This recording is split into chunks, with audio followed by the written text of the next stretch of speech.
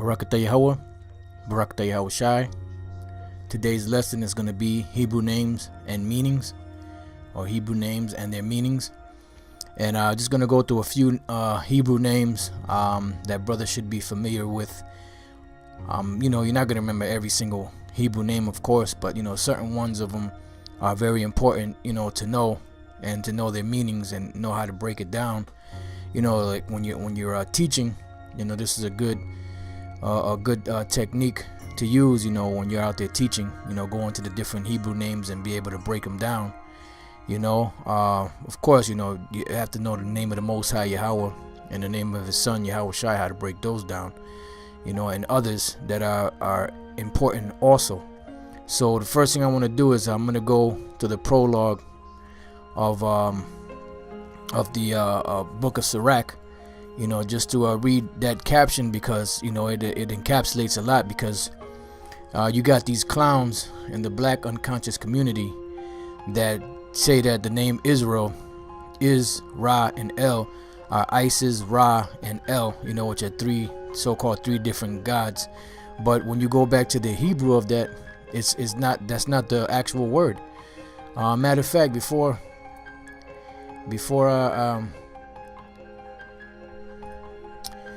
okay, so this is the prologue to the wisdom of Jesus, son of Sirach, or the prologue to the book of Sirach. It says, for the same things uttered in Hebrew and translated into another tongue have not the same force in them. And not only these things, but the law itself and the prophets and the rest of the books have no small difference when they are spoken in their own language. And that's why you have to go back to the original language that they were written in, so you can get a better understanding of what it means.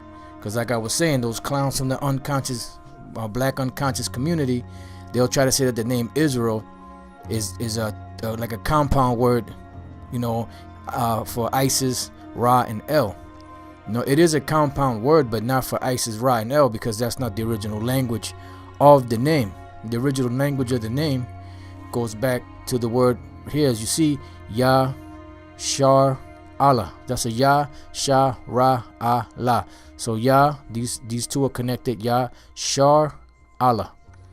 You see here, Yashar, Allah. Now the Yah means he, Shar equals prince, and Allah is power or God. So it has nothing to do with Isis, Ra, and El. It has everything to do with the Most High. And the word Allah simply means power or God. So Yashar Allah means he, prince of the power or of God. That's the name that was given to Jacob when he wrestled with the angel. The Lord changed his name to Israel, Yashar Allah. He is a prince with God, or he is a prince of the power. All right. The next name that's important also is Abram. Now this is the Abraham's name before he was renamed Abraham. The Lord he was named Abram first, which means Abba Rum. Abba Rum. Abba means father, and Rum means exalted or exalted father. So Abba Rum, Abba father, and Rum exalted. Then his name was changed, because the reason why he was called Abba Rum was because he was the first father of the promise. He's the first one that the Most High exalted. You had Abraham, then you had Isaac, and then you had Jacob. Those are the three fathers of the promise, and Abraham being the most exalted out of all of them. That's where the beginning of the promise started with Abraham. It went on through Isaac, and it rested on Jacob and the 12 tribes of the nation of Israel.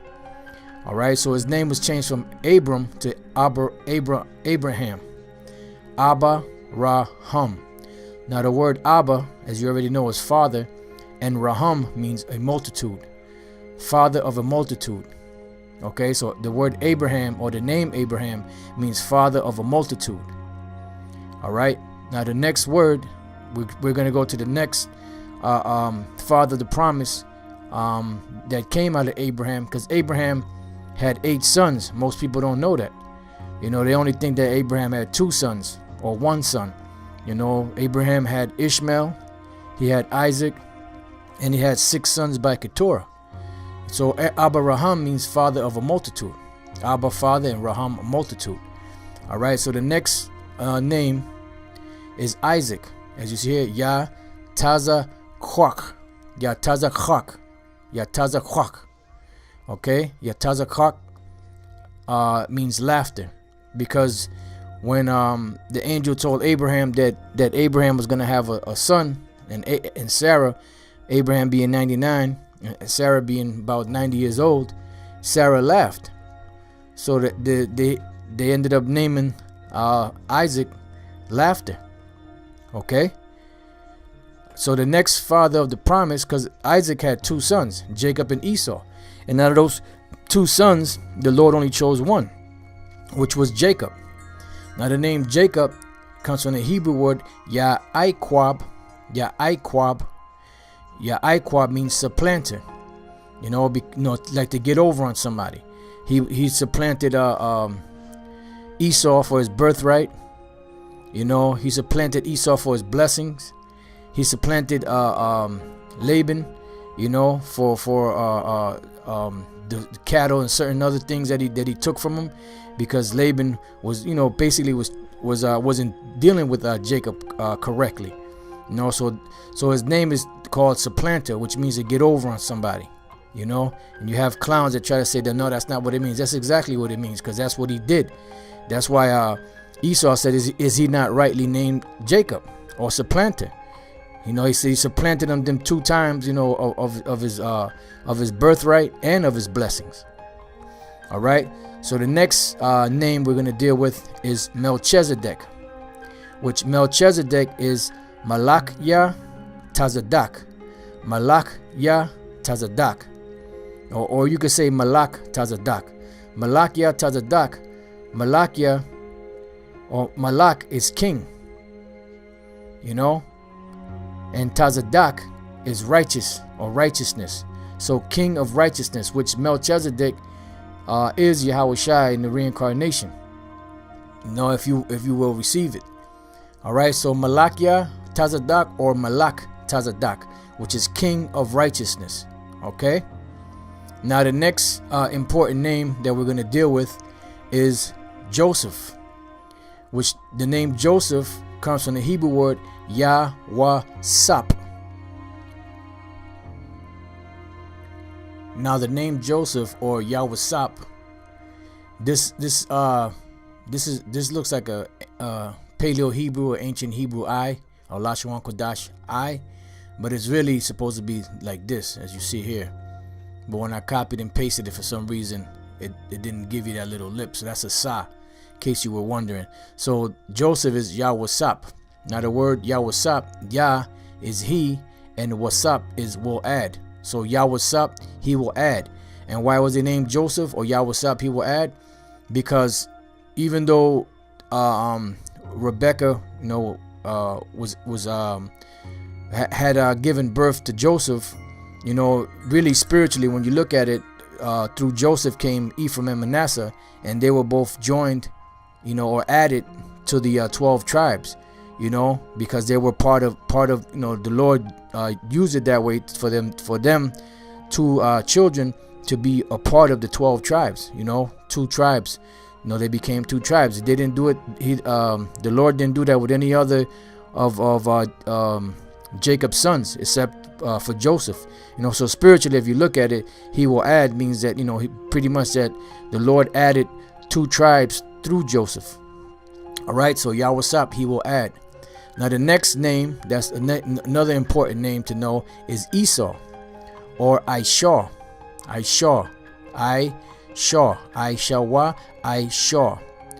Now the word Aishah comes from, there's two words, or actually one word with a suffix. Aishash, what you see here, Aishash means wasted. Like your pigmentation being wasted, or being wasted, lack of color. And then the Wa is he. So Esau means wasted he, or wasted away is he. Because when you look up the name Esau in the Blue Letter Bible, they'll tell you it means hairy, which doesn't mean hairy. The name Esau means wasted he. you know, and that was deep, because when he came out his mother's womb, he came out like one that didn't have any pigmentation, you know, or any color. You know, he looked like he was dead, pretty much. So that's the name. That was the next name, Esau or Ishar. All right, the next name that you should know is Seir or Sha'ayar. Sha'ayar. You know, there's sometimes it's spelled Sha'ir, but in most places I saw it spelled Sha'ayar. Sha'ayar. You know, so whether you say Sha'ir or Sha'ayar, the word Sha'ayar means hair, because this was a name of the mountainous regions that were in the land of what the so-called scholars call Petra, down in the land of Edom, and they look like a bunch of hairs. You know, if you look at your arm, you know, you got those little hairs on your arm. It kind of looks like a range of mountains. So that's why they were called Seir or Sha'ir or Sha'ayar, hair. All right. The next one that's good to know is the name Edom. Now the name Edom comes from the Hebrew word Adawam. Now when you look at the Strong's Concordance, because remember, you know, they got good information in there, but they also go off. So what they did was they took all these different names, Hebrew names, and just added numbers to them and lumped certain names together or certain words together, because the name Edom is a totally different word than the name Adam. All right, the name Edom is Adawam. That's how it's spelled, Adawam, which the name Adawam means red, like the color of Esau's skin, red. The so-called white men, they're red. They're not really white. They're red. All right, so Adawam equals red. All right, now the name Adam, Adama, the name Adama means ground. It's a total different word than Edom, but since they are spelt similar, they gave them the same. They put them together or joined them together as one word, you know. But they're two totally different words. The name Edom means red, and the name Adam means ground. Okay, because Adam was made of the deep, rich, dark soil of the planet, of the earth, but Edom was just red. You know, so there's two totally different words. You know, and people, these devils try to play on that. They try to say the name Adam means red. You know, like they say ruddy, and the word ruddy does not mean red. You know, it's a term to signify youthful beauty. You know, the next word is Kedar, and this is one of, I believe this is the second born or third born of Ishmael, and the name Quadar or Quadar is dark skinned, and the reason why Ishmael named Kedar that was because he came out very, very dark. He came out darker than any of his other brothers, so he called him Quadar, dark skinned.